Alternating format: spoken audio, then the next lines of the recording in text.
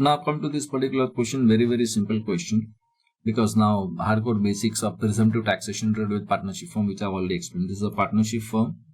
Okay. Now this partnership firm has got some turnover of 55 lakhs. Following additional data is available.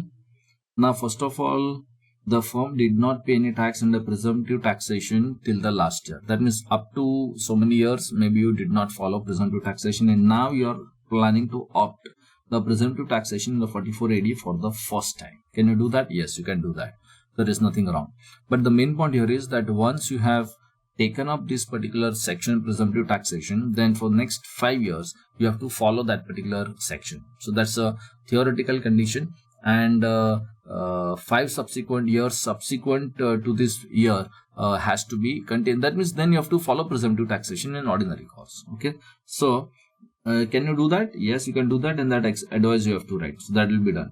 Now once you are going with this 55 lakhs into 8%, see whether this money is transaction through banking channel and all that data. Now that's I'm not going with 6%. So my income is 4,40,000.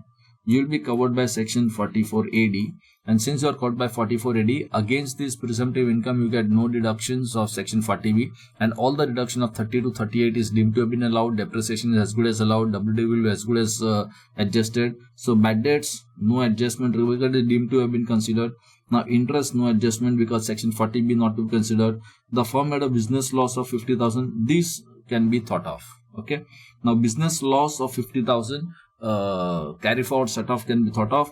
Unabsorbed depreciation you cannot. The reason being all the section 30 to 38 they are deemed to have been allowed, and unabsorbed depreciation comes under section 30 to 2 category. Okay, so 30 to 2 category is a part of section 30 to 38.